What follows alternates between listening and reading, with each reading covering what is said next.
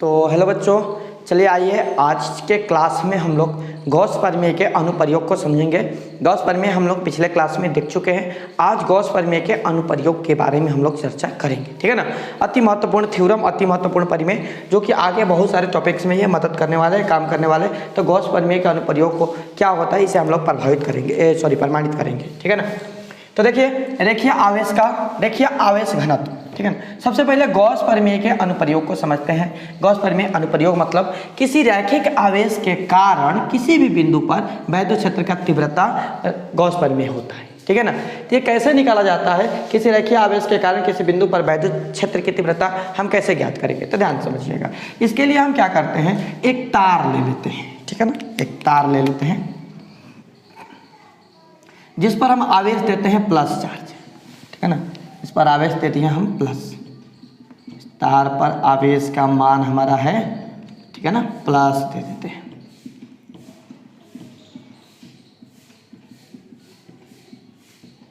ठीक है, और आवेश से r सेंटीमीटर के दूरी पर एक बिंदु P ले लेते हैं, ठीक है ना, जहां पर हम गॉसियन पृष्ठ बनाएंगे, ठीक है ना। चलिए इधर भी हम ले लेते हैं ताकि ये एक पृष्ठ बन सके, बेलन बन सके, ठीक है। इसको हम यहाँ से सर्किल जैसा बना लेते हैं ताकि समझ में आए कि नहीं बेलन है,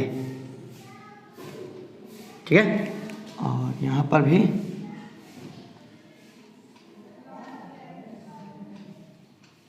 ठीक है, बिल्कुल कोई दिक्कत नहीं। चलिए, और यहाँ पर हम बिंदु ले लेते हैं एक P, ठीक है ना। तो कहेंगे तार की लंबाई को हम L मानते हैं, ठीक है ना। तार की लंबाई L, ठीक है ना, बिंदु है P, ठीक है ना। और P से यहाँ से इसका दिशा वेक्टर E हो जाएगा, ठीक है ना। और बात करें तो इसका क्षेत्रफल वेक्टर dA कर देते हैं, ठीक है ना। और इसका दिशा देखिए सीधा है ना। तो सीधा होने के कारण यहाँ पर थीटा के मान 0 डिग्री होगा, ठीक है ना। बिल्कुल यहाँ तक से समझ में आ गया ना आप लोगों को। तो चलिए क्या करते हैं, अरे पहले रेखीय आवेश घनत्व समझते हैं। देखिए प्रति एकांक क्षेत्रफल पर वितरित आवेश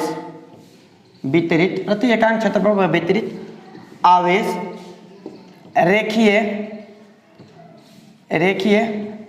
आवेश घनत्व होता है। प्रति एकांक क्षेत्रफल पर वितरित फैला हुआ आवेश रेखीय घनत्व आवेश होता है। इसे लेमडा से सूचित किया जाता है, ठीक है ना। तो लेमडा बराबर क्यू बटा में एल होता है, ठीक है ना। लेमडा बराबर होता है क्यू बटा में एल। और इसको हम क्या करेंगे, इधर लाएंगे तो क्यू बराबर लेमडा इंटू एल हो जाएगा। ये समीकरण 1 बना देते हैं, इसका हमें जरूरत पड़ेगा आगे, ठीक है ना। हम मानते हैं कि तार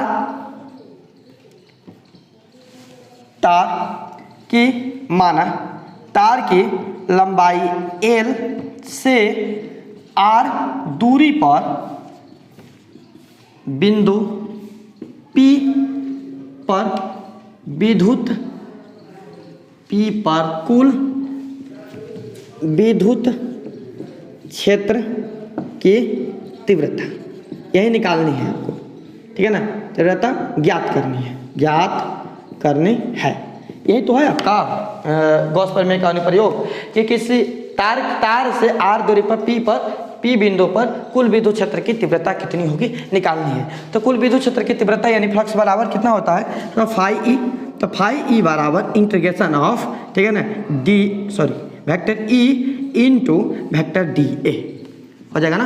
वेक्टर इसे याद रखना, बहुत काम की चीज़ है ये, ठीक है ना, कि फाई ई बराबर वेक्टर E इंटू वेक्टर ठीक है। अब ध्यान दीजिएगा, हाँ आप लोग के दिमाग में है कि इधर इंटीग्रेशन का यदि छोटे से क्षेत्र का क्षेत्रफल निकालना हो, जैसे गॉस प्रमेय में हम लोगों ने जाना है, तो वहाँ पर कर देते हैं कि फाई ई बराबर vector E into vector D है। यही नहीं होता है फॉर्मूला।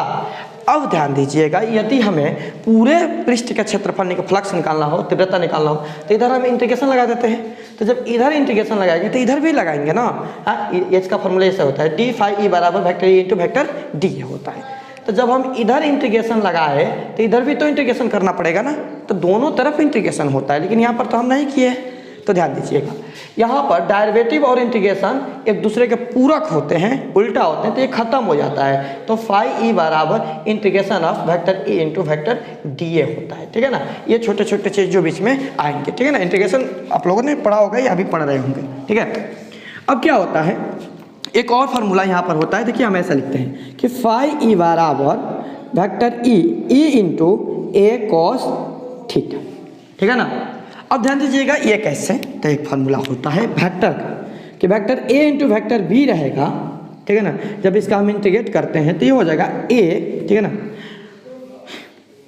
वेक्टर बी इंटू ए कॉस थीटा, यही आता है आपका फार्मूला, ठीक है ना। तो इसके सहायता से हम ये लिखे हैं, ओके।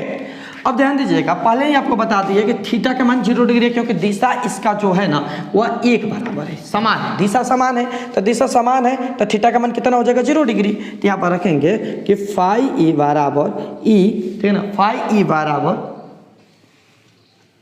ये फार्मूला लिखे, ठीक है। फाई ई बाहर निकल जाएगा, अच्छा है, ई बाहर निकल, फाई ई बराबर integration of A cos 0 degree, ठीक है ना। अब कॉस 0 डिग्री का मान 1 होता है ना, तो फाई ई बराबर, ठीक है, ई यहाँ पर 1 होगा तो ए हो जाएगा, ठीक है ना, इंटीग्रेशन ऑफ ए। अब ए क्या है, क्षेत्रफल, तो ये क्या है, टोटल का टोटल क्या है, बेलन है ना, तो बेलन का कुल पृष्ठ क्षेत्रफल, बेलन का वक्र पृष्ठ क्षेत्रफल, ये निकालेंगे, बेलन का वक्र पृष्ठ क्षेत्रफल होता है 2 पाई आर एच, बेलन का वक्र पृष्ठ क्षेत्रफल, बेलन का वक्र पृष्ठ क्षेत्रफल होता है 2 पाई आर एच, ठीक है ना। चूंकि बेलन का वक्र पृष्ठ क्षेत्रफल होता है 2 पाई आर एच, ठीक है ना। अब ये यहाँ पर ध्यान दीजिएगा, जब 2 पाई आर एच होता है तो 2 पाई आर, जो एच मतलब हाइट, ऊंचाई, और वही चीज़ तो यहाँ पर एल है, तो 2 पाई आर एल हो जाएगा, ठीक है ना। यहाँ तक समझ में आ गया। अब क्या करेंगे कि 2 यहाँ पर इसका जब इंटीग्रेट करेंगे तो हमारे मिलेगा फाई ई बराबर E into 2 pi R L, E into 2 pi R L मिलेगा, फाई ई बराबर E into 2 pi R L मिलेगा। यहाँ तक तो कोई दिक्कत नहीं है। चलिए इसको समीकरण 1 बना लिया, तो इसको समीकरण 2 बना लेते हैं। अब यहाँ पर गॉस परिमेय क्या कहता है, गॉस परिमेय से गॉस परिमेय कहता है कि फाई ई बराबर क्यू बटा में एफ साइन नॉट। गॉस परिमेय कहता है कि फाई ई बराबर क्यू बटा में एफ साइन नॉट, ये ना गॉस परिमेय कहता है। तो बस यहाँ पर रखेंगे फाई ई का मान क्यू बटा में एफ साइन, तो यहाँ पर हो जाएगा क्यू बटा में एफ साइन नॉट बराबर E into 2 pi R A, ठीक है ना, ठीक है। अब देखिए क्यू का जो मान है ना, यहाँ पर देख लीजिए, क्यू का मान हमने पहले ही निकाल के रखा था, क्यू बराबर लेमडा इंटू एल, पहले ही निकाल कर रखा था, क्यू बराबर लेमडा इंटू एल। तो बस यहाँ पर समीकरण 1 का यूज करेंगे, क्यू का मान रखेंगे लेमडा इंटू एल बटा में F sine not, lambda into L बटा में एफ साइन नॉट बराबर E into 2 pi R L. कहाँ से, तो समीकरण 1 से रखे हैं, समीकरण 1 से, ठीक है। यहाँ से एल से एल कट जाएगा, ठीक है ना। अब यहाँ पर सजा देते हैं, बस बन गया है। 2 पाई आर इधर गुणा में है, इधर आएगा तो भागा में, 2 पाई आर इधर गुणा में, इधर आएगा तो भागा में, तो हमारा एक्यूरेट मान मिल जाएगा। थोड़ा सा इसे नीचे करते हैं, दिखाई देगा हमारा एक्यूरेट मान क्या मिलेगा, तो ध्यान दीजिएगा, लेमडा बटा में q naught, sorry epsilon naught into 2 pi r बराबर ई, ठीक है ना।